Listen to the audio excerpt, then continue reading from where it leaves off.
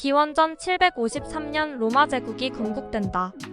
로마 제국은 두 민족의 결합으로 시작되었다. 그래서 로마인들은 자신들의 혈통이 혼혈이라고 인정하고 제국이 지속되는 1200년 동안 타민족에 대해서 관용적인 태도를 유지했고 이민족을 받아들여 로마의 최고 통수권자인 집정관이나 해외 파병 총사령관으로 임명하기도 했다.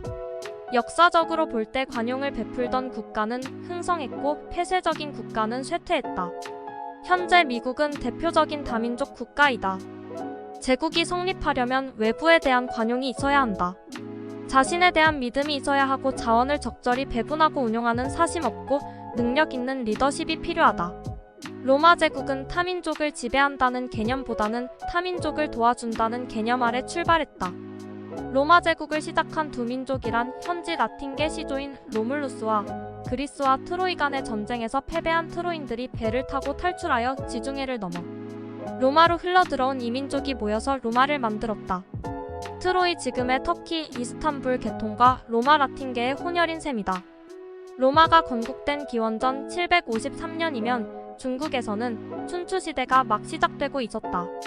전설상의 황금시대인 요순시대를 진화한 주시대가 있었고 주나라가 중앙통치의 힘을 잃고 기원전 771년 수도를 동쪽으로 이주하면서 전국의 군웅들이 할거하는 춘추시대가 열린 것이다.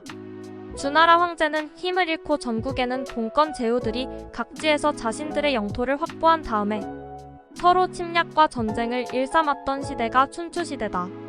그 춘추시대는 기원전 771년부터 기원전 475년까지 계속되었고 춘추오패라고 불리우는 강력한 제후들이 있었다. 이들은 형식상으로는 주나라 황제를 모신다고 내세웠으나 자신들이 스스로 왕으로서 모든 힘을 가지고 있었다. 기원전 753년에 건립된 로마 제국은 주변 이민족들을 정복하면서 세력을 키웠으며 무엇보다도 일찌감치 공화정이라는 정치적 제도를 만들어 국가 전체의 정치, 경제, 사회가 발전하게 된다. 1인 독재의 군주제 대신에 여럿이서 협력하는 공화제를 채택했으며 일부 권력직인 호민관 등 직책은 국민들의 투표로 선출하는 정치적 선진화를 이루었다. 하지만 권력은 언제나 기존에 대대로 내려오는 귀족들 즉 기득권층이 붙잡고 있었다. 기원전 330년 알렉산드로스 대왕이 대군을 이끌고 동방 원정에 나서 당시 세계 최초의 제국이었던 페르시아 제국의 다리우스 3세를 무찌르고 동으로 전진해서 중앙아시아와 인도까지 도착했다.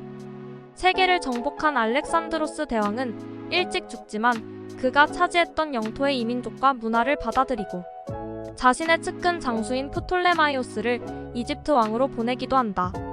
이집트는 장군의 후손들이 계속해서 파라오를 하다가 기원전 30년 클레오파트라가 로마의 아우구스투스 황제 옥타비아누스에게 패하고 39세로 죽으면서 프톨레마이오스 파라오 가문이 끝이 난다.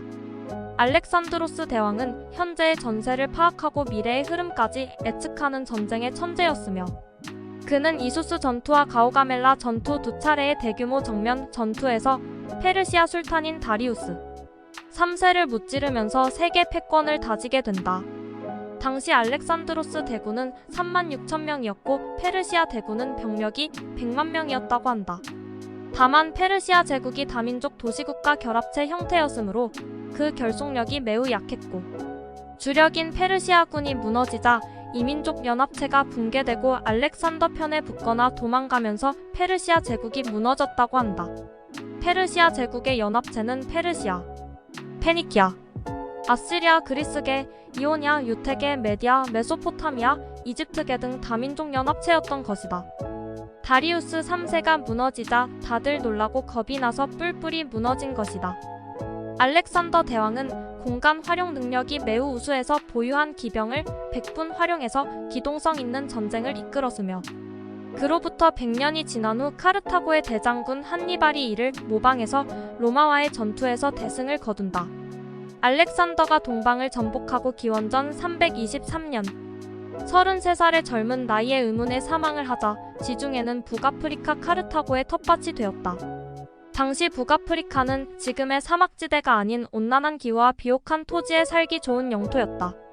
지중해를 장악한 카르타고에 막 성장하는 로마가 도전장을 내밀었고 기원전 263년 1차 포에니 전쟁이 발생했다.